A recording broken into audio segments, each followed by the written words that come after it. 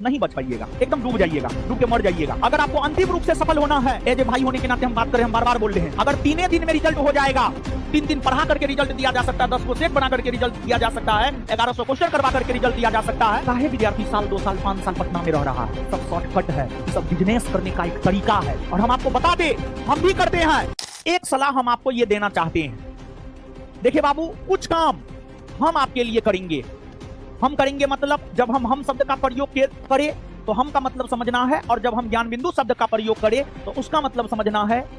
रोशन आनंद, Bittu Jha sir तथा अन्य ज्ञान बिंदु के जो भी शिक्षक हैं वो, तो हम लोग आपके लिए करेंगे कुछ काम, और कुछ काम आपको स्वयं भी करना होगा। अगर आप नदी में डूबने लगते हैं, सिर्फ भगवान भगवान कहते हैं, खुदा खुदा कहते हैं, अल्लाह अल्लाह कहते हैं, नहीं बच पाइएगा। अगर आप भगवान भगवान के साथ साथ अपना हाथ पैर भी मारते हैं, आप बच जाते हैं, किनारे लग जाते हैं। लेकिन अगर सिर्फ भगवान भगवान कीजिएगा, अपना हाथ पैर नहीं मारिएगा, नहीं बच पाइएगा, एकदम डूब जाइएगा, डूब के मर जाइएगा। तो यहाँ से हम आपको ये संदेश देने का प्रयास कर रहे हैं कि संदेश पहला क्लास में कोई मास्टर नहीं दे सकता है, हम दे रहे हैं। अगर आपको अंतिम रूप से सफल होना है, थोड़ा सा मेहनत हम करेंगे, थोड़ा सा मेहनत आपको करना होगा। कंधा से कंधा मिलाकर हम दोनों को काम करना होगा। और एक बारीकी को बाबू समझना है, एग्जाम में कौन बैठेगा? आप ना। फिजिकल कौन देगा ग्राउंड पर जाकर के? आप ना। किसके बैंक अकाउंट में पैसा आएगा? आपके ना। किसका परिवार खुशहाल होगा? आपका ना। सबसे ज्यादा फायदा किसको हो रहा है? आपको। तो सबसे ज्यादा मेहनत किसको करना होगा? आपको। और एक बात आज हम पहला क्लास में बोल दे रहे हैं, कोई इस बात को अपने दिमाग में ना रखें, हम हर बैच में इस बात की घोषणा करते हैं, कोई बच्चा अगर सफल होता है ना, उसकी सफलता में सबसे बड़ा योगदान उसके स्वयं का होता है। और कोई बच्चा अगर असफल होता है तो उसमें सबसे बड़ा योगदान उसके स्वयं का होता है। तो अगर आप अंतिम रूप से वर्दी चाहते हैं पुलिस वाला, सबसे ज्यादा मेहनत आपको स्वयं करना होगा, सबसे ज्यादा मेहनत आपको स्वयं करना होगा। हम अगर यहाँ 2 घंटा पढ़ाएंगे तो आपको कम से कम कितना घंटा पढ़ना होगा? 5 से 6 घंटा। क्या आप पढ़ने के लिए तैयार हैं?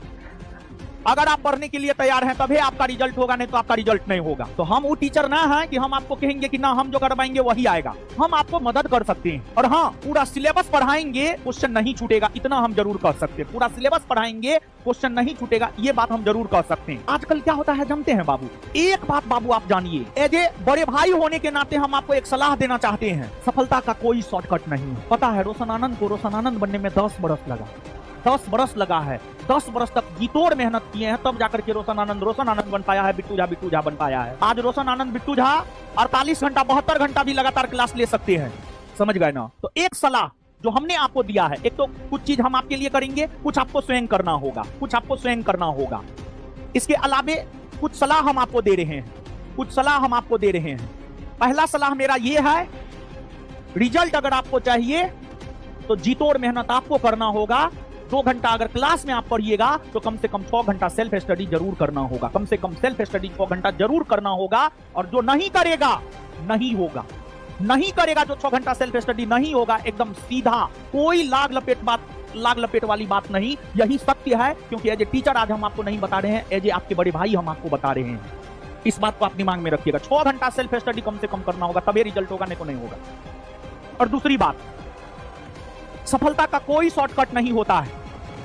पूरे सिलेबस पर कमांड होना चाहिए आपका, पूरा सिलेबस,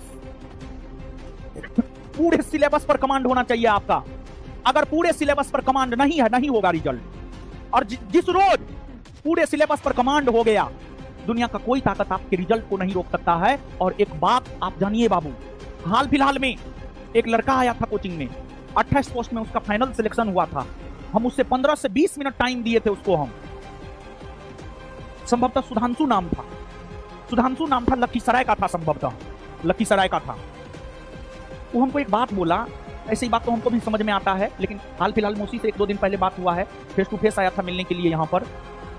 वो एक लाइन बोला, वो किसी इंटरव्यू में भी ये बात बोला है संभवतः, कोई भी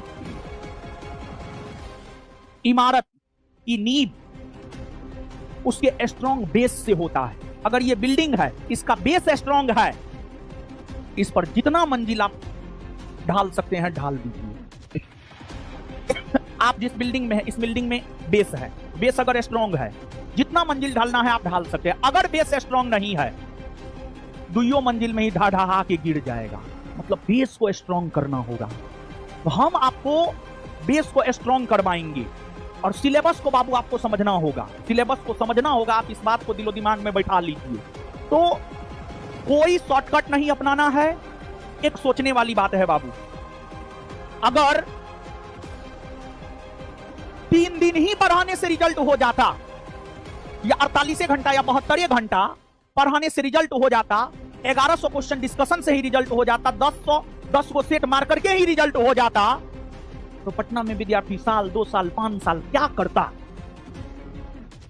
एज ए भाई होने के नाते हम बात करें, हम बार बार बोल रहे हैं, अगर 3 दिन में रिजल्ट हो जाएगा, 3 दिन पढ़ा करके रिजल्ट दिया जा सकता है, 10 को सेट बना करके रिजल्ट दिया जा सकता है, 1100 क्वेश्चन करवा करके रिजल्ट दिया जा सकता है, काहे विद्यार्थी साल 2 साल 5 साल पटना में रह रहा है? ये सब शॉर्टकट है, ये सब बिजनेस करने का एक तरीका है। और हम आपको बता दे, हम भी करते हैं, हमको ये बात कहने में कोई ये नहीं है, कोई गुरेज नहीं है, हम भी करते हैं, लेकिन हम आपको बता दे, इससे रिजल्ट नहीं होता है, नहीं होता है रिजल्ट, मतलब नहीं होता है। मतलब इसका सार यही है, शॉर्टकट नहीं है सफलता का। सफलता के लिए जितोड़ मेहनत करना होगा, पूरे सिलेबस पर कमांड बनाना होगा। दूसरा सलाह, तीसरा सलाह, जानते हैं बाबू, अनुशासन। अभी हमारे देश के माननीय प्रधानमंत्री श्री नरेंद्र मोदी जी हैं। श्री नरेंद्र मोदी जी एक चाय बेचने वाला का बेटा है, एक चाय बेचने वाला का बेटा है। मोदी जी चाय बेचे हैं या नहीं बेचे हैं, इसका कोई पुख्ता प्रमाण नहीं है, लेकिन उनके पिताजी ने चाय बेचा है, ये सत्य है, ये सत्य है और ये परम सत्य है। एक चाय बेचने वाला का बेटा अनुशासन के बल पर देश के प्रधानमंत्री बन गए। अनुशासन, उसके पीछे कारण बहुत सारे हैं, लेकिन उसमें एक अनुशासन है। हमने मोदी जी में जितना अनुशासन देखा है ना, उतना अनुशासन हमने किसी भी नेता में नहीं देखा है। तो अनुशासन, अनुशासन में इतनी ताकत है बाबू, अनुशासन के बल पर आप प्रधानमंत्री तक बन सकते हैं। ये सिपाही क्या चीज है? तो ताली नहीं बजाना है, आप सुनिए, अनुशासन, अनुशासन। तो तीसरा हम आपको सलाह देना चाहेंगे, अनुशासन। अब कहिएगा मास्टर डिसिप्लिन सिखा रहा है ना? मास्टर डिसिप्लिन नहीं सिखा रहा है। अगर मास्टर आपको डिसिप्लिन सिखाता तो मास्टर बोलता, मेरे आने पर खड़ा हो जाओ, हमको गुड इवनिंग बोलो, गुड नाइट बोलो, मेरा पैर छू करके प्रणाम करो। नहीं, एज ए बड़ा भाई होने के नाते हम आपको अनुशासन के बारे में समझा रहे हैं। जब हम अनुशासन शब्द का प्रयोग यहां पर कर रहे हैं, यहां पर अनुशासन का मतलब है डेली क्लास आना। यहां पर अनुशासन का मतलब है डेली क्लास आना। रेयर एंड रेयरेस्ट केस में ही क्लास को छोड़ना, जो कि आप नहीं करेंगे, हमको पूरा विश्वास है, पूरा विश्वास है हमको। हम भी 10 साल से घास नहीं छीले हैं, आप ही लोग को चराए हैं, पिछले 10 वर्ष में आप ही लोग को चराए हैं। अनुशासन का मतलब है डेली क्लास आना।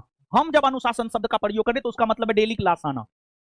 जो होमवर्क देंगे डेली उस होमवर्क को करना, जो होमवर्क देंगे डेली उस होमवर्क को करना। तीसरा, जब भी टेस्ट होगा उस टेस्ट में पार्टिसिपेट करना। मेरे अनुशासन का मतलब ये है। हम अनुशासन में कभी नहीं कहेंगे आप हमको पैर छू के प्रणाम कीजिए, आप हमको गुड मॉर्निंग बोलिए, आप हमको गुड नाइट बोलिए, ना, एकदम नहीं। मेरे अनुशासन का मतलब कदापि ये होता ही नहीं है। पटनरवा का चुरा करके खा लीजिए, लेकिन पढ़िए जरूर।